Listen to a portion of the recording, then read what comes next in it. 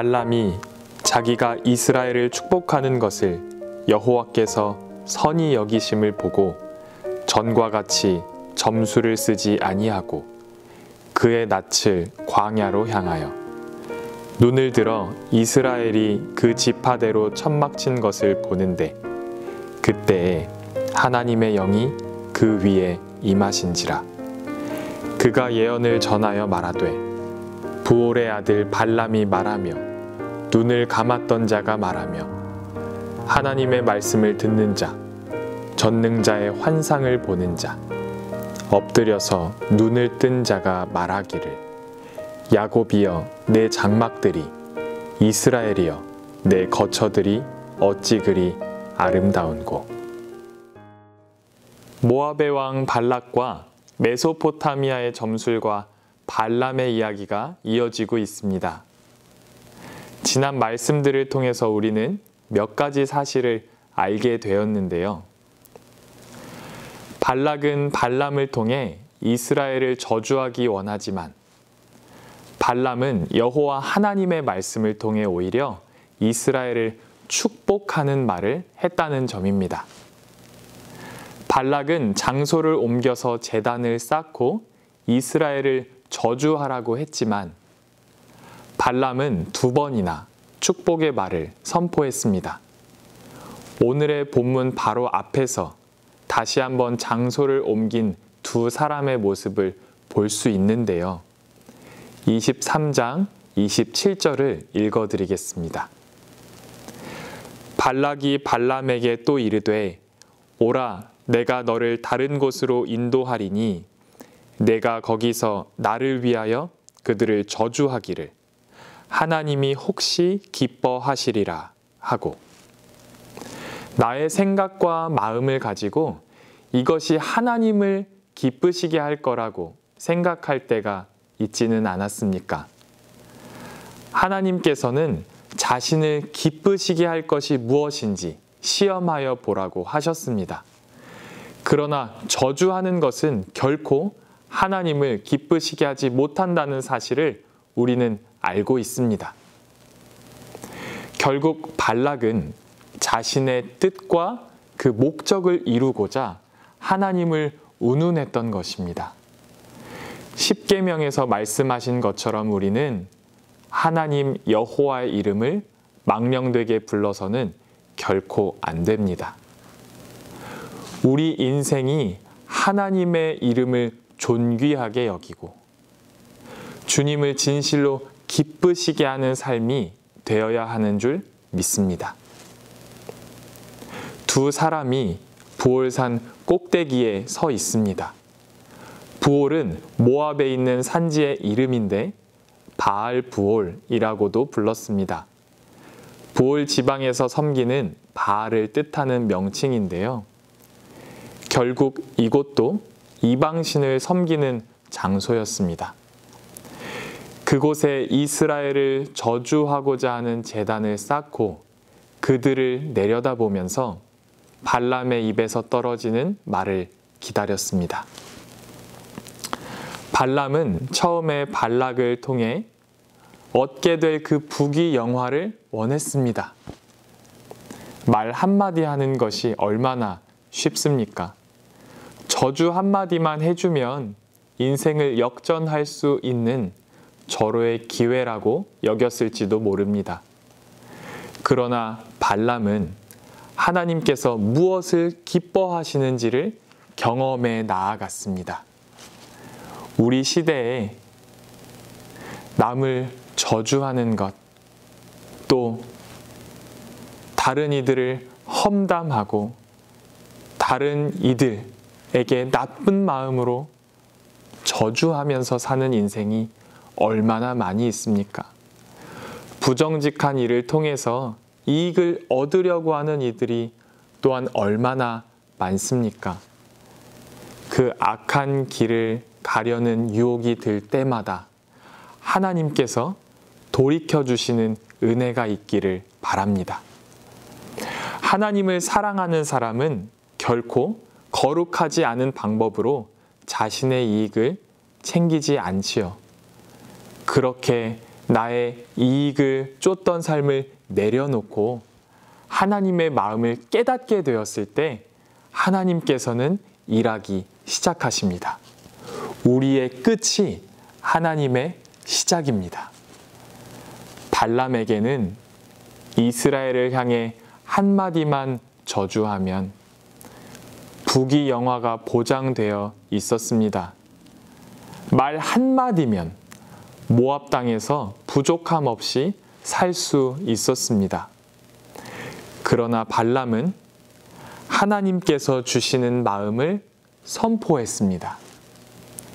24장 1절 말씀을 읽어드리겠습니다. 발람이 자기가 이스라엘을 축복하는 것을 여호와께서 선히 여기심을 보고 전과 같이 점수를 쓰지 아니하고 그의 낯을 광야로 향하여. 아멘. 그동안의 경험을 통해서 발람은 깨달았습니다. 이스라엘을 축복하면 하나님께서 그것을 선하게 여기시는구나. 그 마음을 깨달으니 처음의 목적처럼 이스라엘을 저주하고 이익을 챙기는 인생이 아니라 하나님께서 선하게 여기시고 기뻐하시는 말을 하게 되었습니다. 발람이 어떤 말을 발락에게 했는지 2절과 5절 말씀을 살펴보겠습니다. 눈을 들어 이스라엘이 그 지파대로 천막 친 것을 보는데 그때에 하나님의 영이 그 위에 임하신지라. 야곱이여 내 장막들이, 이스라엘이여 내 거처들이 어찌 그리 아름다운고. 아멘. 이스라엘은 출애굽 후에 어느 한 곳에 정착하지 못했습니다. 잘 갖추어진 집에서 살지도 못했어요. 끝이 없는 떠돌이 생활을 해야만 했습니다. 가나안 땅, 하나님께서 인도하실 그곳으로 가기까지는 천막 생활을 이어가야만 했습니다. 지금 우리 세대야 캠핑을 가서 텐트를 치고 자는 것이 휴식이고 또 좋은 여행과 추억이 되겠지만 이스라엘의 천막 생활은 기약을 알 수 없었습니다. 200만 명이 평지에 텐트를 치고 머물고 있다고 생각해 보시기 바랍니다. 천막을 아무리 잘 만들었다고 하더라도 긴 여행 동안 얼마나 더러워졌을까요? 이동할 때가 되면 천막을 걷어내고 어깨에 짊어지고 또다시 걸어야 했습니다. 그 삶이 꽤나 고단했을 겁니다. 그 모습을 산 꼭대기에서 보고 발람이 말하고 있습니다. 5절을 한 번 더 읽어드리겠습니다. 야곱이여 내 장막들이, 이스라엘이여 내 거처들이 어찌 그리 아름다운고. 텐트를 잘 쳤기 때문에 아니면 대열을 잘 갖춘 천막들이 있었기 때문에 아름다워 보였을까요? 아닙니다. 금방 또 걷어내야 하는 그 천막들을 바라보면서 하나님의 임재를 경험한 것입니다. 하나님이 함께 하시니 그곳이야말로 표현할 수 없을 정도로 아름답게 보인 것입니다. 하나님께서 함께 하시니 그의 나라가 흥왕할 것이며 당할 자가 없을 정도로 강력할 것이라고 축복의 말이 선포되었습니다. 사랑하는 성도 여러분, 우리의 교회와 모임은, 우리의 가정과 집은 아름답습니까? 신축 건물이라서 리모델링을 잘했기 때문에 아름다운 것이 아닙니다. 세상의 건물들은 시간이 지나면 결국 다 낡아지게 되죠. 그러나 하나님의 임재가 있는 곳, 주의 임재가 가득한 교회와 가정은 아름답습니다. 너희가 하나님의 성전인 것과 하나님의 성령이 너희 안에 거하시는 것을 알지 못하느냐? 내가 있는 모든 자리에 오직 예수님, 오직 성령님을 주인으로 모시고 살기 바랍니다. 우리의 몸과 마음까지도 하나님의 처소가 되어서 주님과 동행하는 아름다운 삶이 되기를 원합니다. 말씀을 정리합니다.